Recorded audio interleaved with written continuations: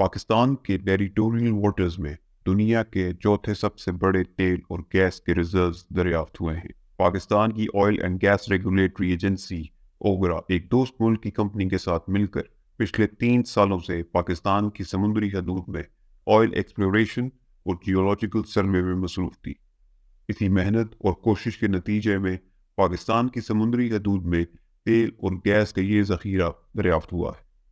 ماہرین کا کہنا ہے کہ یہ ریزروز پاکستان کی اکانومی کو بڑی تیزی سے بہتری کی طرف لے جا سکتے، لیکن کیا پاکستان ان ریزرو سے فائدہ اٹھا سکتا ہے؟ بلو واٹر اکانومی کسے کہتے ہیں؟ ٹیریٹوریل واٹر سے ملنے والے آئل اور گیس ریزروز پر پاکستان کا کتنا حق ہے؟ آئیے جانتے ہیں آج کی اس ویڈیو میں۔ دنیا میں سب سے پہلے تیل کا استعمال سال 600 BC میں چائنیز نے شروع کیا، جو اپنے لیمپس اور دیوں میں تیل جلایا کرتے تھے۔ چائنیز ایک جگہ سے دوسری جگہ تیل لے جانے کے لیے بیمبو پائپس کا استعمال کرتے تھے۔ موجودہ تاریخ میں تیل کی باقاعدہ ایکسپلوریشن کرنل ڈریک سے منسوب کی جاتی ہے، جنہوں نے پہلی دفعہ سال 1869 میں زمین کے اندر ڈرل کر کے تیل کی کھوج کی تھی۔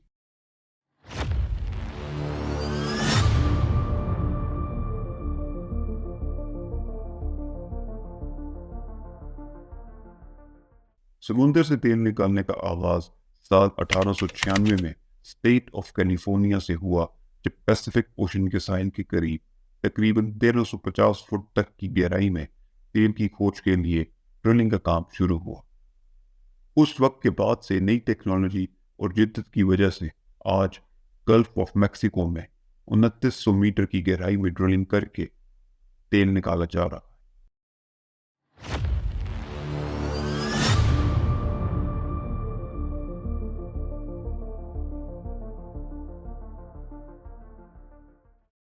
یہاں پر یہ بات جاننا ضروری ہے کہ کسی بھی ملک کو ہر سمندر یا اوشن میں ڈرل کرنے کی اجازت نہیں ہوتی۔ اس کی وجہ ہے یونائٹڈ نیشنز کا کنونشن آن لا آف سی، جو کہ 1982 میں عمل میں آیا، جس کے تحت تمام ملک جن کے ساتھ سمندر لگتا تھا ان سبھی کی سمندری حدود کو فکس کیا گیا اور سمندر کو مختلف حصوں میں تقسیم کر دیا گیا۔ اس حساب سے کوسٹل ملک کی زمین کے آخری کنارے سے 12 ناٹیکل مائلز یا 22 کلومیٹر دور تک پانی کا حصہ ٹیریٹوریل واٹر کہلاتا ہے۔ اس حصے میں وہ کوسٹل ملک اپنا قانون لاگو کر سکتا ہے اور اس پانی یا اس کی سطح سے کوئی بھی فائدہ اٹھا سکتا ہے۔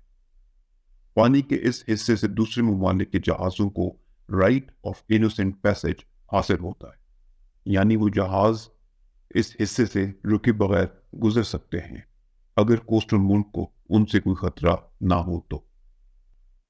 اس کے بعد اگلے 12 ناٹیکل مائلز یا 22 کلومیٹر کا ایریا کانٹیگس زون کہلاتا ہے۔ پانی کے اس حصے میں کوسٹل ملک کے قانون کا اطلاق پوری طرح سے نہیں ہوتا۔ کسٹمز، امیگریشن اور پولوشن کے قوانین کی خلاف ورزی کو مانیٹر کیا جا سکتا ہے۔ پانی کے اس حصے میں دوسرے ممالک کو کسی بھی قسم کا ایکسپلوریشن کا کام کرنے کی اجازت نہیں ہوتی، لیکن ان کے بحری جہاز اس حصے سے گزر سکتے ہیں۔ کوسٹل ملک کی بیس سے 200 ناٹیکل مائلز تک پانی کا حصہ ایکسکلوسیو اکنامک زون کہلاتا ہے۔ اس میں کوسٹل ملک کو fishing, exploration of oil and gas کا حق حاصل ہوتا ہے۔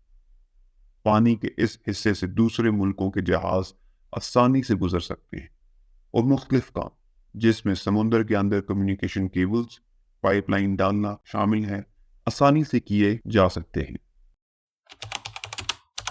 ایک سروے کے مطابق اس وقت دنیا میں 1.65 ٹریلین بیرل آئل ریزروز موجود ہیں اور دنیا میں روزانہ 97 ملین بیرلز آئل استعمال ہوتا ہے۔ اگر اس حساب سے دیکھا جائے تو دنیا میں مزید صرف 47 سال تک کا تیل موجود ہے۔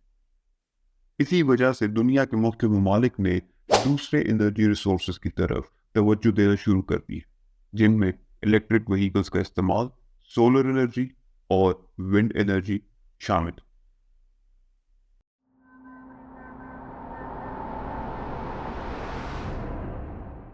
دنیا میں مختلف ممالک میں کروڈ آئل کے ریزروز موجود ہیں، جن میں سب سے پہلے نمبر پر ہے وینزویلا، جس کے پاس دنیا میں موجود تیل کا 18.2% حصہ موجود ہے۔ اس کے بعد دوسرا نمبر ہے سعودی عرب کا، جس کے پاس 16.2%، اور تیسرے نمبر پر ہے کینیڈا، جس کے پاس دنیا کی آئل ریزروز کا 10.4% حصہ موجود ہے۔ اس لسٹ میں پاکستان کا نمبر 53 ہے، جس کے پاس 0.021% ریزروز موجود ہیں۔ پاکستان روزانہ کی بنیاد پر تیل کی تقریباً 88,000 بیرلز پروڈیوس کرتا ہے، جبکہ پاکستان کی ڈیلی کنزمپشن 5,56,000 بیرل۔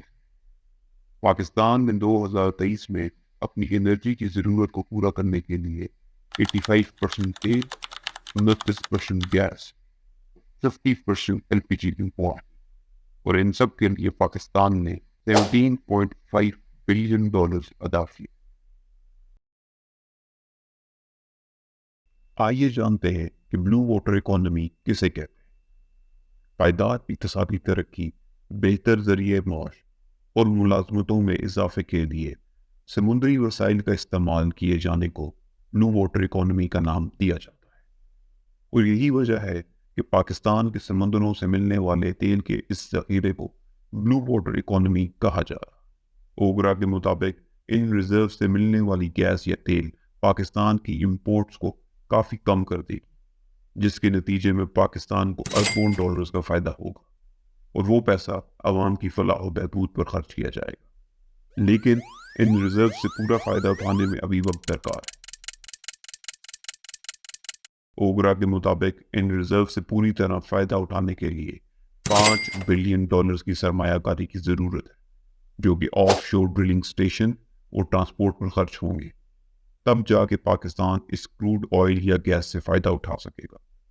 اب یہ پاکستان کی گورنمنٹ پر منحصر ہے کہ وہ کتنی جلدی قدرت کی اس دولت سے فائدہ اٹھا کر پاکستان کو دنیا کی ترقی پذیر ملکوں کی لائن میں شامل کرتی ہے۔ ویڈیو اگر انفارمیٹیو لگی ہو تو ویڈیو کو لائک ضرور کیجیے گا۔